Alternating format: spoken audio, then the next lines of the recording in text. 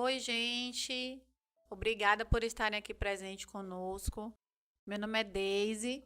Eu estou aqui com o irmão Daniel para fazer o trabalho de hoje e vamos falar um pouquinho sobre a fé. Se existe realmente aquela fé de verdade ou a fé de mentira? Como que a gente se comporta quando a gente tem fé? Basicamente um pouquinho sobre esse universo da fé é o tema de hoje. Olá, tudo bem, irmã?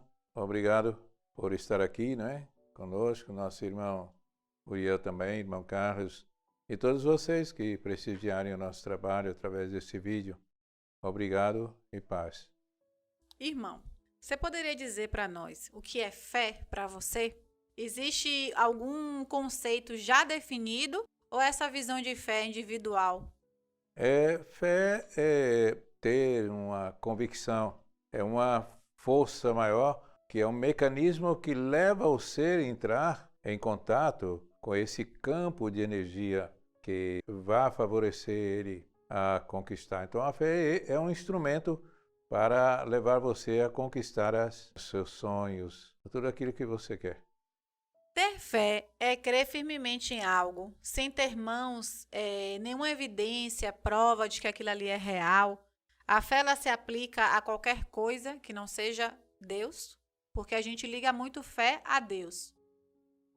Essa é a chamada fé cega, não é? Tudo aquilo que você busca acreditar, você tem que ter uma coisa um pouco lógica, não é? Eu vou tomar o sol porque ele tem a vitamina D, mas tudo isso já foi cientificamente comprovado. Eu vou usar essa força maior que tem aqui dentro de mim, que é a fé, para que alcance aquilo que eu desejo, né? Então, é por aí o caminho. Podemos dizer que a fé é uma manipulação de energia também que faz com que a gente chegue ao nosso objetivo? Porque nosso pensamento está movimentando as energias, não é isso? Então, quando você tem fé, essa convicção maior de alcançar algo, você está entrando numa faixa vibracional que vai favorecer que você vai conseguir isso. Então, precisa ter essa consciência daquilo, né, que você quer e que vai disponibilizar de sua capacidade de energia, de tudo, para que alcance, né, os resultados.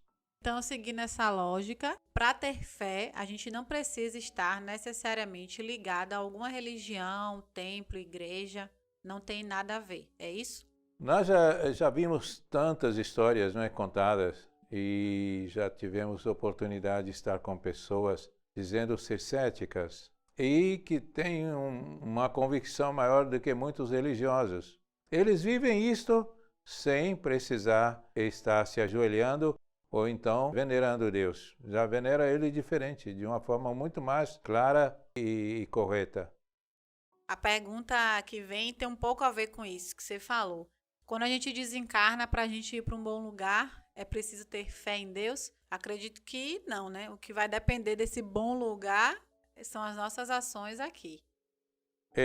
O seu amanhã você está construindo hoje. Hoje. O resultado de hoje que vai produzir seu amanhã. Então, o resultado do seu pós-morte física é o que você está vivendo hoje. Não vai acontecer nenhum milagre. Se você tem essa fé, essa convicção que você pode superar, que você é capaz de recomeçar, você estando no plano espiritual, você vai acontecer a mesma coisa. Então não vai pensar que você vai construir um bom lugar depois que você desencarna, porque tenho fé que Deus vai me receber no paraíso, que eu vou estar no céu. E nada disso. O céu é o estado da consciência, tanto você encarnado como desencarnado. Eu fiz essa pergunta porque muitas vezes a gente vê, independente de religião, falar muito isso. Se você não acredita em Deus, você não vai para um bom lugar. Só que quando a gente parte para essa lógica que você está explicando, de que nada mais é do que uma continuação, não importa se eu digo que eu acredito em Deus ou não, né? Eu vou apenas continuar. Se hoje eu estou bem aqui, eu desencarno aqui agora, eu vou continuar bem.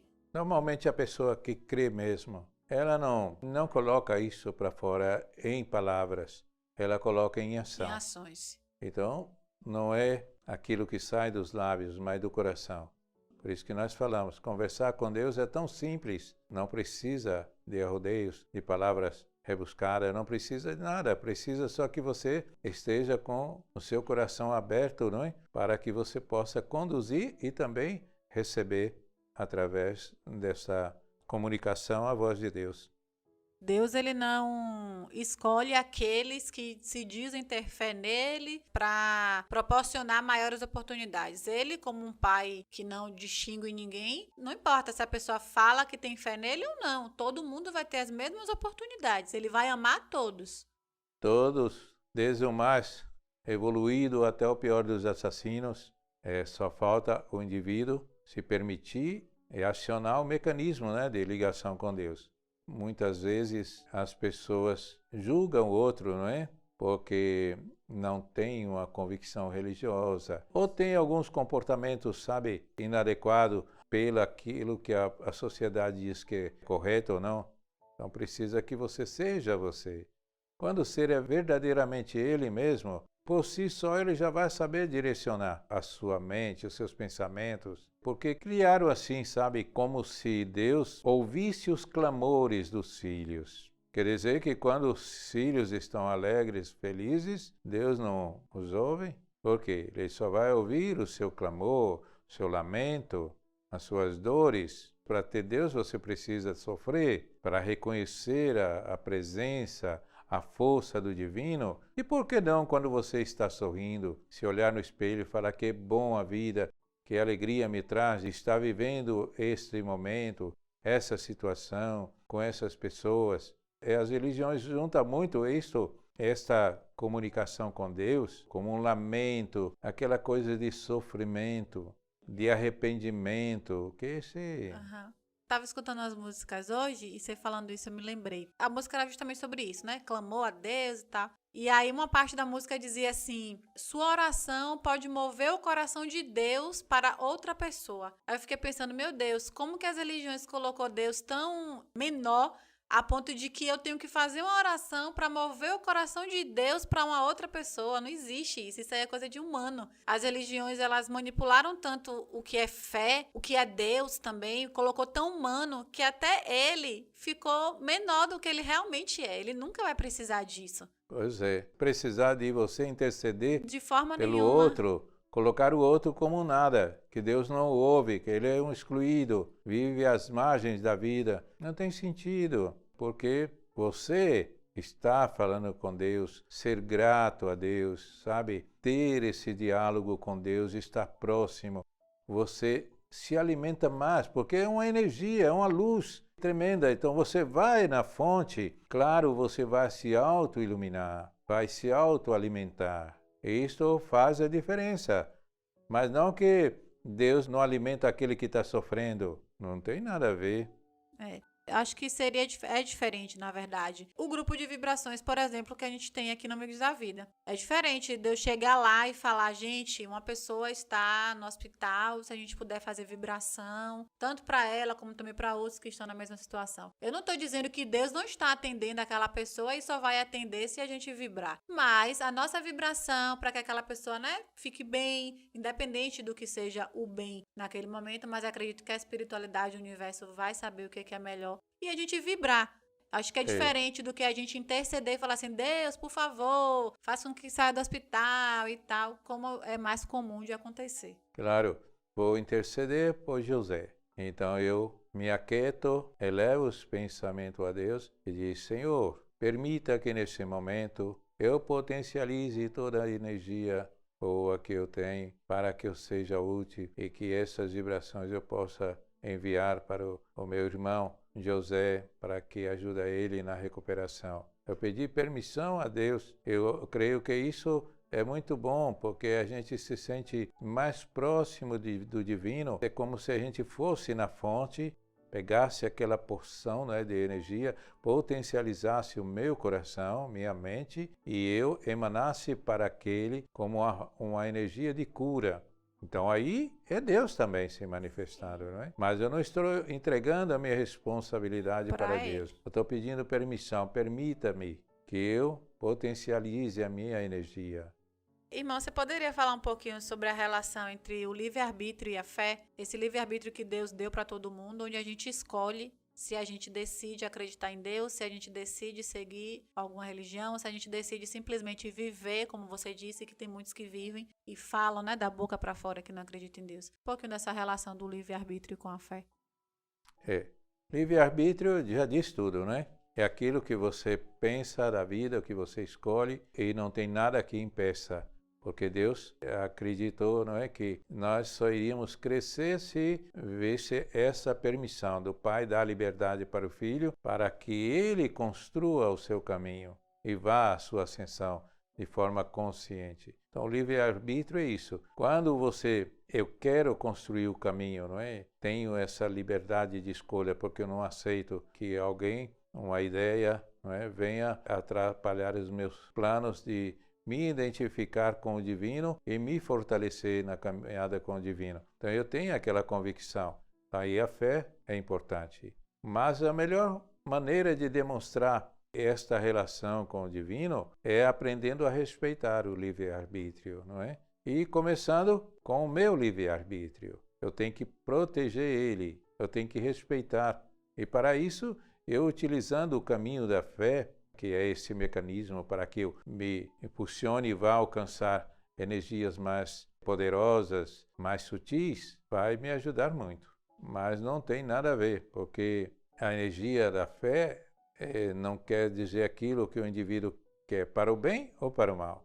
A próxima pergunta era justamente isso. Se a gente pode utilizar a energia da fé para prejudicar alguém. Porque eu vou potencializar o meu ser de energia.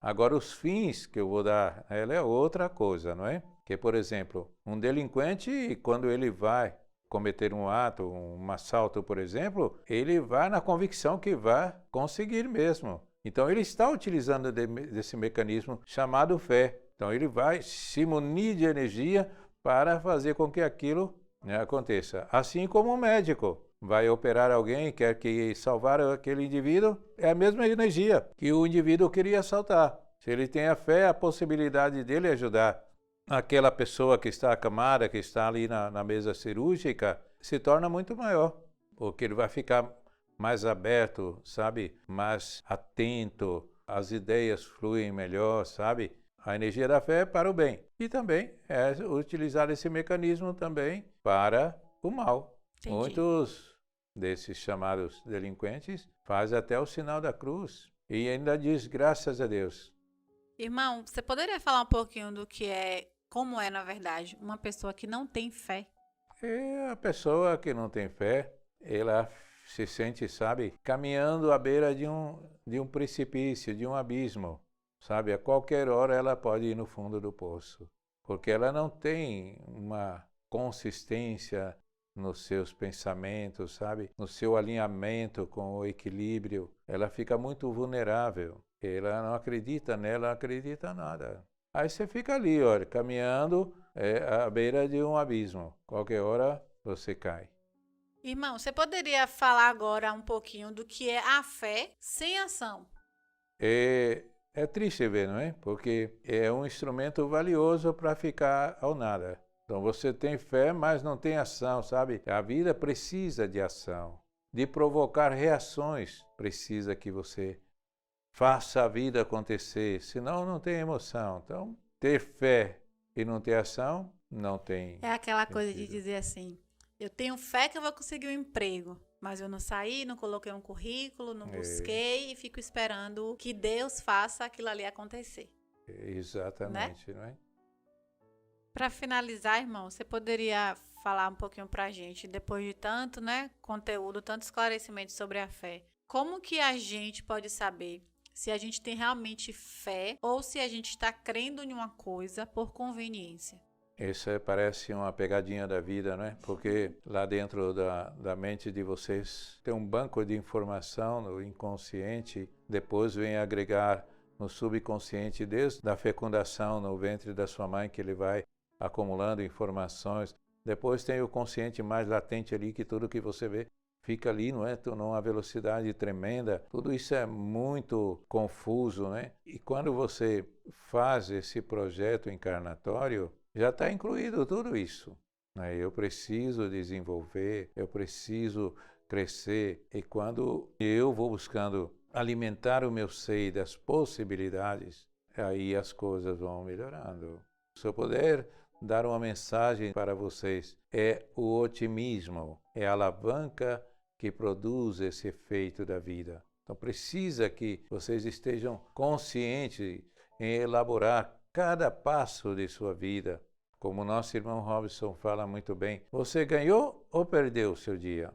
Vai depender de você. Então, como você está atuando? E aí é só a busca do conhecimento de si mesmo, para você saber o que é verdadeiro dentro de você e o que não é. Como saber se eu tenho fé? Quando você vai lá conhecer um pouco mais de si mesmo, conhecer as suas sensações, as suas emoções, os efeitos dos seus pensamentos, de suas ações, aí sim você vai descobrir, realmente eu utilizo do mecanismo. Todos nós temos. Sim, sim. Agora, eu utilizo ou não desse instrumento?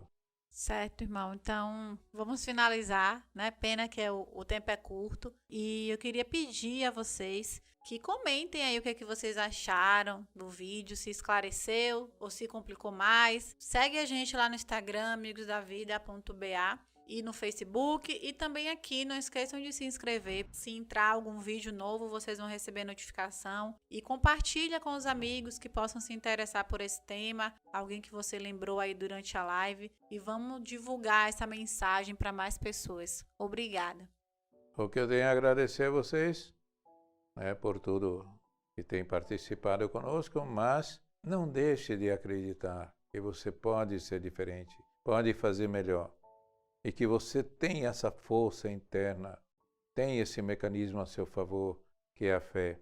Vamos acordar para as palavras de Cristo, que todas as vezes que ele impunha as mãos sobre a pessoa, e a pessoa melhorava, se curava daquele mal, dizia, Senhor, o Senhor me curou. Ele dizia, não, a tua fé te curou. Então vamos acreditar nisso e vamos seguir, sobretudo, confiante na presença do Divino e fazer o melhor. Fique em paz.